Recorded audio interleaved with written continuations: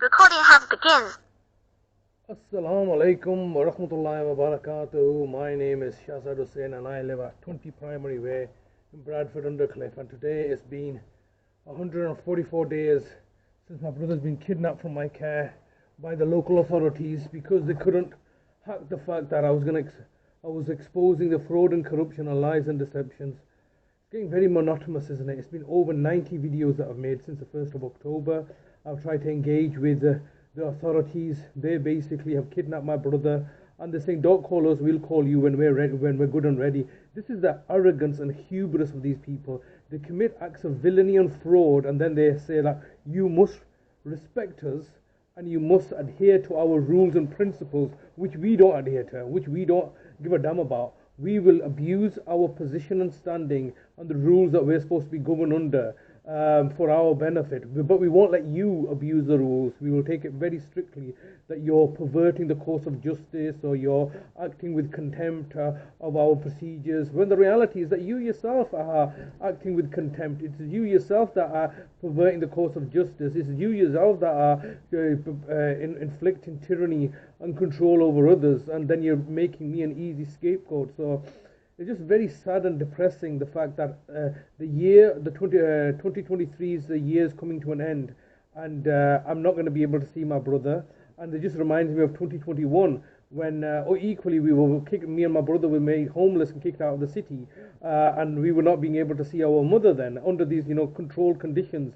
That you must adhere our authority, and we will allow you to see your mother under these strict draconian conditions that we set. And if we find that you're breaking these conditions, it's all to do with power and control. And sad, pathetic losers take the things that you love and hold them hostage to have dominance and control over you. And that's what they ultimately did. They took my mother from me and said, "Look, we've got your mother, we're powerful, we've got the judges and the justices in our back pockets, we can control and dominate everything." In the height of the pandemic, I was made homeless and my brother was made homeless. Luckily, we were resourceful enough to take sanctuary with our sister. But this is the situation with these people. They want to break down families, alienate everybody from one another, so you're all at each other's throats, while they sit back and ensure that the environment is created to be hostile for one another, break down marriages, break down families, turn children against their parents, turn brother against brother, turn family members against each other, and then they come across as the good guys, as providing support services, and it's all just a big contrivance in order to create fastood between your relations, break down relations, because as far as they're concerned, your relationships that you have, which are the most valuable to an individual, aren't they? What is the most valuable thing? Is it really money? Is it material goods like a car or a house? What good is a car or a house or a Rolex watch when you're all alone and isolated? What's most important to the people are the relationships that they have. Particularly the relationship within the family. Relationship between brothers and sisters, parents, mothers and fathers. So these are the relationships that have true value and give true meaning to life. So what they want to do is, that doesn't benefit them, does it? That doesn't benefit the state, whether you're having good relations or bad relations, or any of your relations cannot be commoditized and cannot be taxed and utilized for the benefit of the state. So the state effectively looks to break down relationships and bring hostility, and they do this by very subtle means, and they do this by basically giving people money and giving people rights. And making people arrogant and taking them out of poverty. And no doubt, being in poverty is a terrible thing as well. But the way they do it is that they make it sure that you are incentivized not to have relationships and be independent. And all this media outlets like Your Special, independence, and this being promoted. This is such an alien concept to the human psyche. We've never lived in societies where we've been independent from our collective, our group, our clan, our society. What they want to do is they want you to be independent from your families, because your families are the only resource that is that you can rely upon. And so if you're not relying upon the real families, then you're relying upon the state. And that's what ultimately the state wants, is that they want you to be reliant solely upon them. Do away with your religion, do away with your family, do away with your or friends, do away with all these other things. promote your independence, give you an ability to live your life independently from your social and family group, so you can become a servitude into the servitude in the hands of the state, and then you become their proxy, their agent. And that's ultimately what's happened with our family, is that they've all become effectively agents of the local authority, who are this malevolent, villainous entity that just looks to sit back and allows the family relationships to break down, and in fact not only allows it, but is effectively encouraging families to break down, and they come across as peacemakers, whilst they are creating a toxic environment for people to live in. Now, they've taken my brother. What was wrong with that? You understand? They wanted me and my brother, or me and my siblings, to fight with each other, and they become the good arbitrators. And if anybody steps out of line, the police are on call, the prison cell waiting for you if you be abusive or aggressive or go against the so-called social norm or societal rules which they make and dictate. It's completely villainous of them, what they're doing. And they're not just doing it to me, they're doing it to everybody, but everybody's just so enamored with the system they are obviously dependent upon. This is not real independence, is it? And this word of independence is it's an oxymoronic word, isn't it? We want independence. Who do you want independence from? Oh, we want independence from our parents. We want independence from our siblings.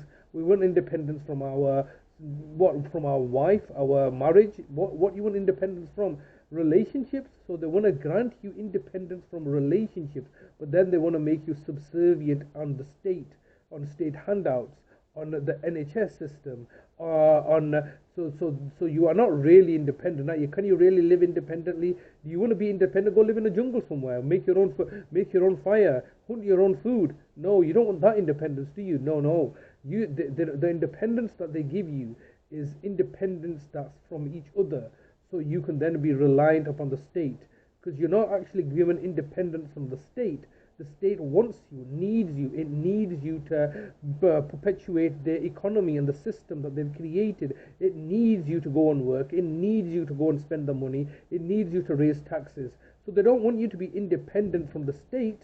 They grant you independence from each other, from your relatives and relationships. And this is why there's a loneliness epidemic. The loneliness epidemic arises from not having any fruitful relationships with other people, or being dependent on other people. This is the reality, that you are now given to a situation where you are not dependent on other human beings, your neighbors, your relatives. In fact, you're not only not dependent upon them, you are in competition with them. Who's got the bigger house, the faster car, whose children are getting better educated. This is all just a competition that they've created for you to be in competition with each other, not have empathy and compassion for your fellow man. No, you're not given you are given the ability to be independent from each other.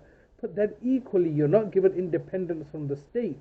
The state wants to know exactly what you're doing. Oh, you're running a business, are you? Well, how are you running that business? Are you using the customers that we've given money to? So no, we want to tax you on this. So you're not given independence from the state. You're not able to say, well, you know what? I don't need the state. I don't need state handout. I've got my own land. I'll grow my own food. I'll live independently like this. Oh no, they want to crush independent farmers and people that really do have true independence and means to be independent. They want everybody to out of the farmlands into the cities, so then you're relying upon the city system. They're giving you these trinkets of a car or a house or a internet connection and all these little trinkets that you are dependent upon. Can you really live independently? How many people are encouraged to live independently in the woods, or in the jungle, or outside of this social construct that they've created? No, they don't want you to be independent. They just want you from the state. They want you to be independent from each other, having grudges.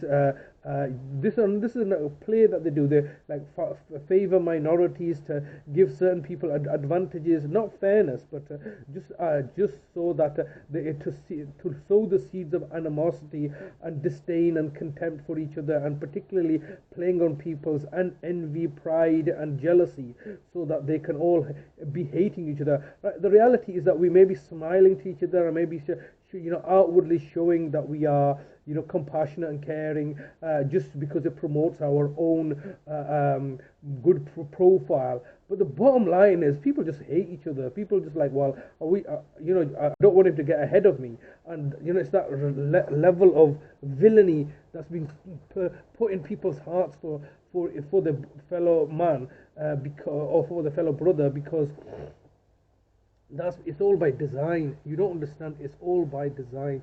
It's not just simply, oh well, he said this, he said this. Look at the fact that all families are breaking down. All families have animosity towards each other.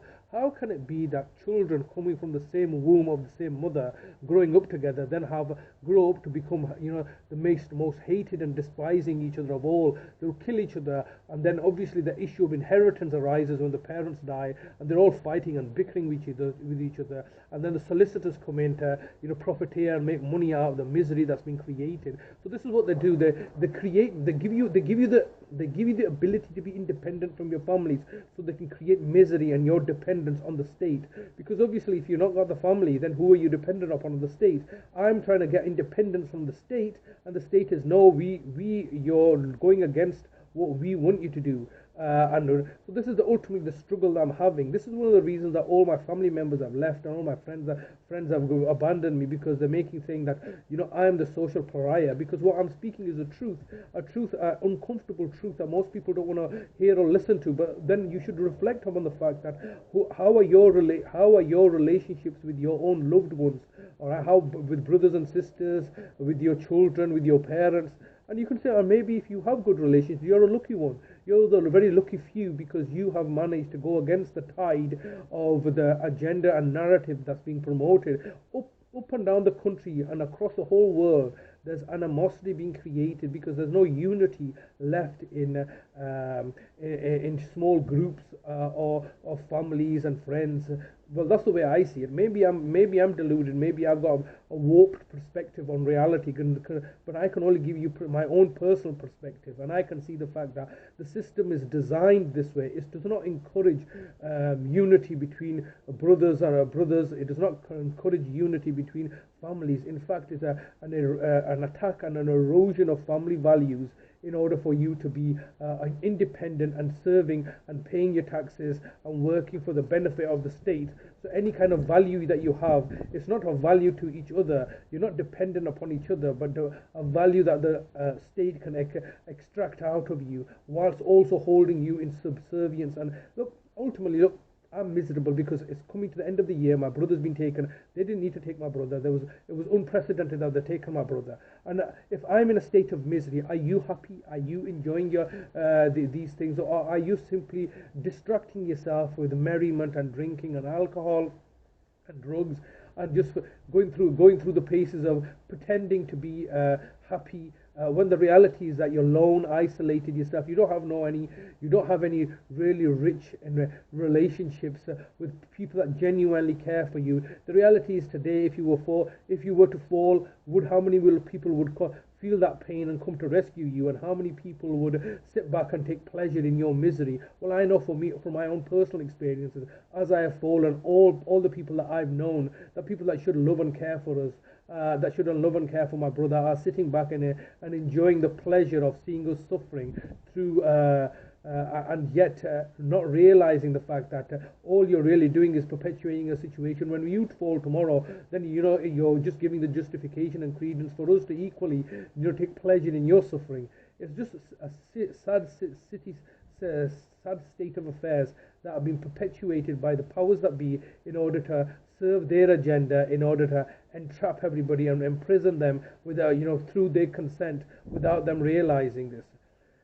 It's just quite sickening. Obviously, I'm sad and depressed because my brother's been taken now for 144 days. Just simply come and kidnapped him and then say, no, we're the authorities. We dictate what reality is, and we dictate that what we are doing is lawful and just because we're doing it. But it's lawful and just because of the definition is because we're doing it.